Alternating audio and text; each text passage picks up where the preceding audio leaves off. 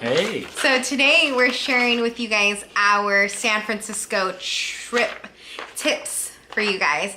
And these are all, of course, just personal tips that we found very helpful for us. So we just want to share that with you guys. Tip number 1 is the best time to travel to San Francisco we found was during October. It was nice and warm and sunny during the day.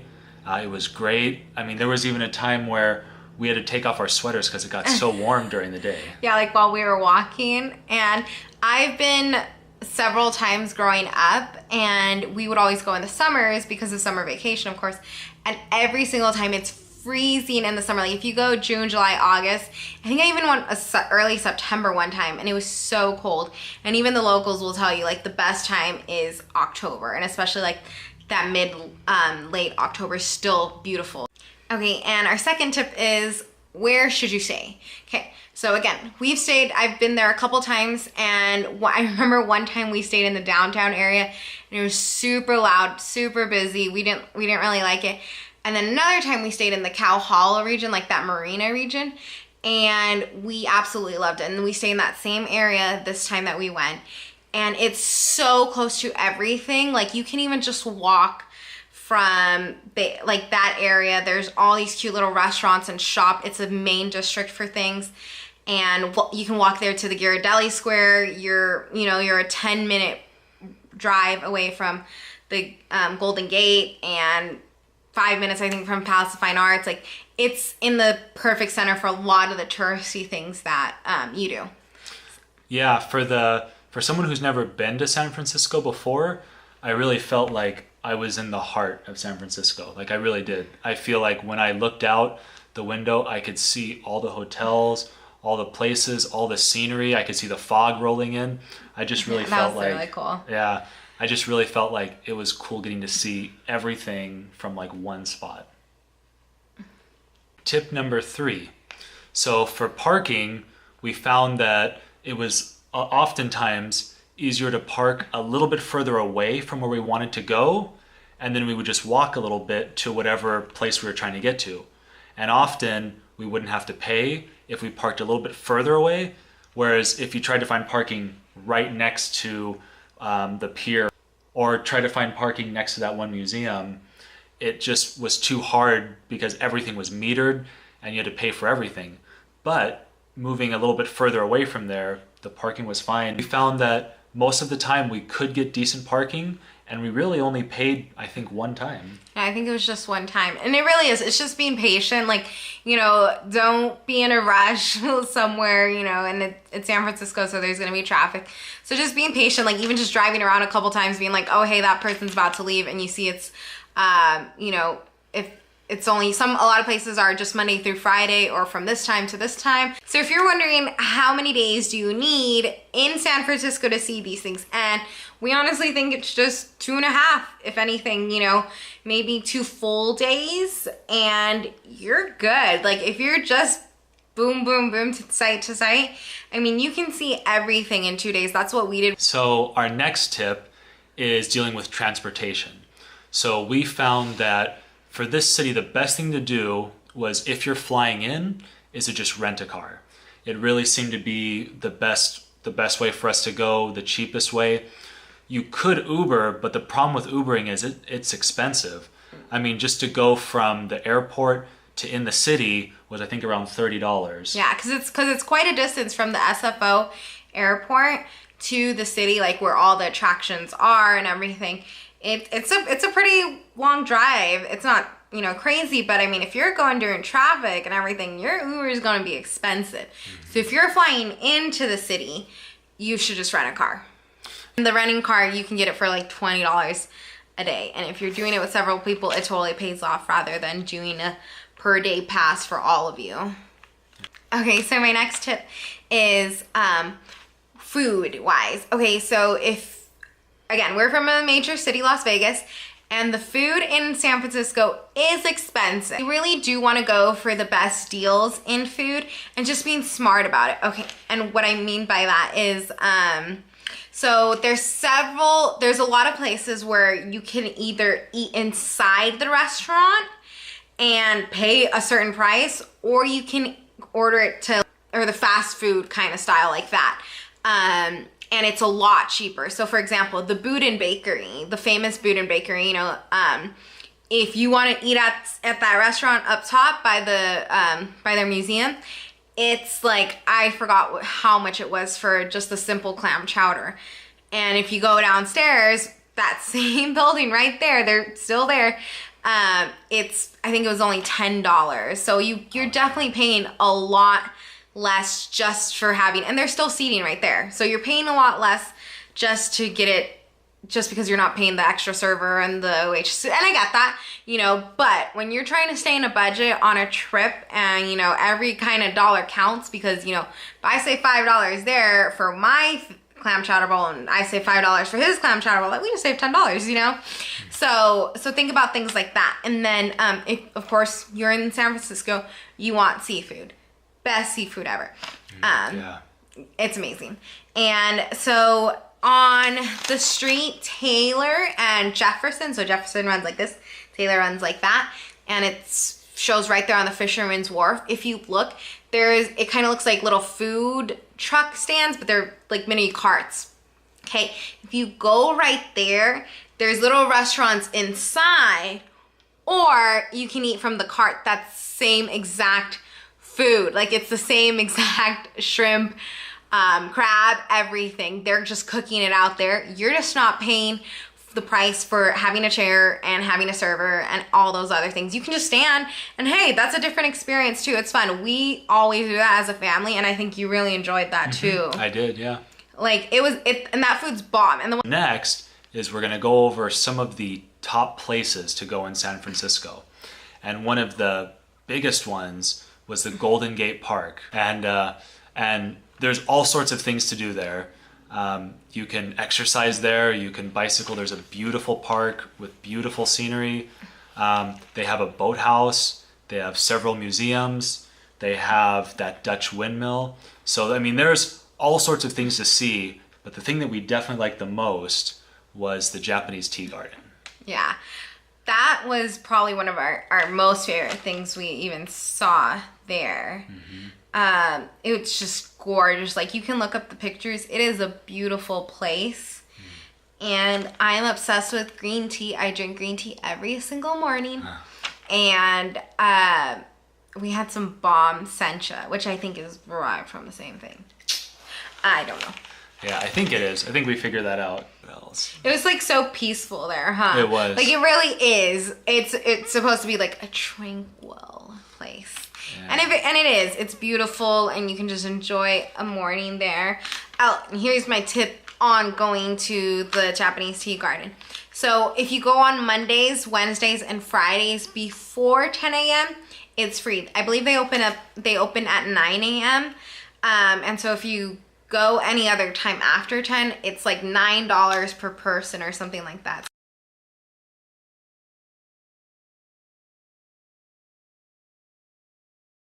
So if you go to the Golden Gate Park and you drive along that coast, just coming right outside of the Dutch windmill, you can follow that like kind of little coast highway part, and you're driving along the beaches, which is beautiful scenery. And then you see the Cliff House restaurant, which has great views too. And the place that we drove up to, which again was only like probably 10 minutes from the Golden Gate, if that, was Lands. It had seriously some of the prettiest views. Like you're kind of on the edge, you're kind of on like the cliff looking down into the rocks, and it's a beautiful scenery. Like there's trails, there's lots of trees, and even in the back you can see the Golden Gate Bridge. It was probably one of our favorite views that we got of kind of the water and the Golden Gate Bridge. Yeah. So check that out. It looked like a great place to do a walk or a run or anything like that. Next is the Golden Gate Bridge itself, the one thing that pretty much San Francisco is known for, that everyone goes to San Francisco to see. And you have two options. You can go to Fort Point or Vista Point. And the best thing about it is you can still get free parking even there with just a little bit of a walk. We were able to park a little bit further away from the Golden Gate Bridge, and there was free parking there, and we were just able to walk down through the gate and go see the bridge. Yeah. Yeah, and then same on the other side. You can just park your car there. There's no paid to park. So park your cars right there, and you can walk along the bridge. You can walk on the actual bridge. Don't be like us and think I'm gonna walk the whole way one way, and then end up getting a taxi to take you back to the other side. Because that's what we did. So be mindful of that. It did take us about an hour just to walk. I mean, an hour touristing, stopping and looking at things and not like jogging or something we across weren't the running bridge. or anything. Okay, and then our next is Palace of Fine Arts. It's beautiful. We didn't really see any fine art, except the huge architecture. I don't know what else there was. We didn't really look into too much into that. But, I mean, just the structures outside is gorgeous. Mm-hmm. And it's beautiful. Like, they have amazing flowers, and it's humongous, and it's a great place to see. And also, free parking there. Just be mindful. If you're parking there, you're probably going to park in a residential area. So be kind and be respectful to the people who live there. The next place was Ghirardelli Square. It was really good. We actually got hot chocolate there, right? Yeah.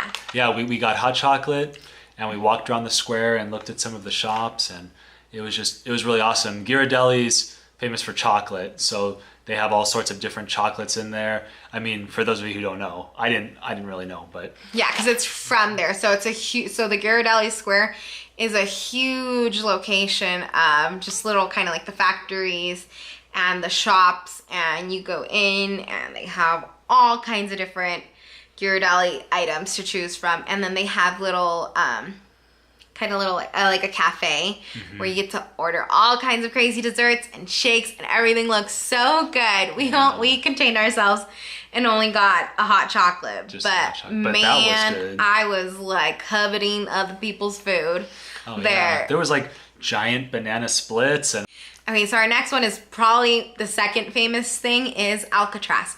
We didn't go to Alcatraz this time, but I have been there before, and my number one tip is buy your tickets in advance. If you know you're going to San Francisco, and if you're if you know that's something you want to do, buy your ticket in advance. They do sell out. I don't know exactly how far ahead they sell out, but especially during summers and anything like that, they'll probably sell out a couple weeks before. So yeah, book them early in advance online. Or here's the thing we did one time. We showed up and we had no tickets. And so my mom, I don't know what kind of game she made, but the lady was like, hey, here's the thing. A lot of people cancel out or call out the morning of and say they can make it, plans got canceled, whatever.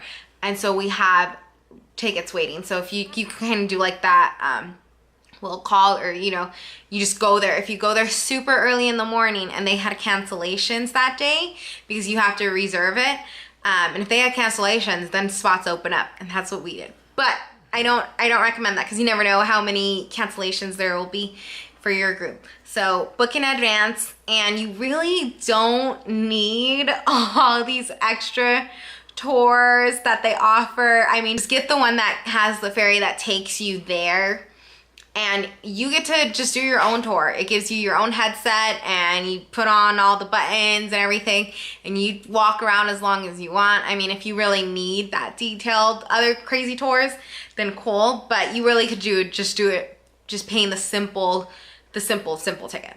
So yeah, and then Alcatraz is a really cool thing to see. It is very creepy. It's creepy. It's creepy. The next one was Pier 39, and it was just a really awesome collection of shops and a lot of cool things to see. There were live seals there, jumping in and out of the water. They're cute. Yeah, and just a lot of, they had, the left-handed store there. I was thinking about the Christmas one. Oh. But yeah, he's a lefty, so he thought that was cool. Yeah, some of it was pretty gimmicky. I kind of looked at some of the things and thought, I'm never going to use that stuff. But they had some amazing Christmas shops too. Yeah, we love all your Christmas stores. And yeah, it's just super cute. Like the Pier 39, really great time just to walk. They have all kinds of restaurants there and all little. They have a carousel. Oh, they do have a carousel. Which was expensive. It was. I'm like, take your kid to Disneyland instead.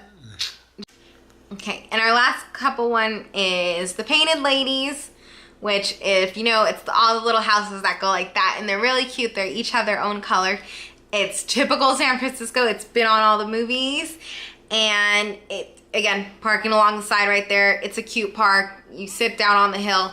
It's a nice place to relax. That's what we did once we finally got there. We just chilled for a bit there and just enjoyed the view, and it was nice. It was really nice, yeah. And then the last one is Lombard Street, and that's the one that you drive up to the very top of it, and as you go down, it just winds all the way down, and it's a crazy street. It was cool driving. So drive down it. Don't just go out and take pictures. Drive down it and see. It's kind of like nerve-wracking. Yeah.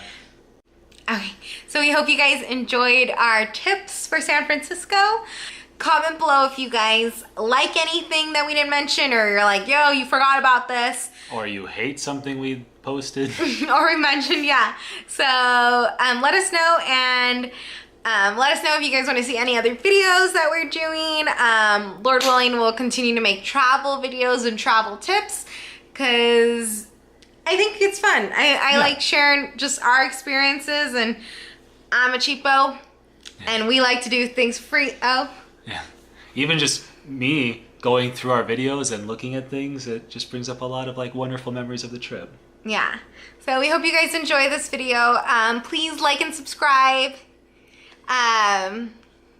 Yeah.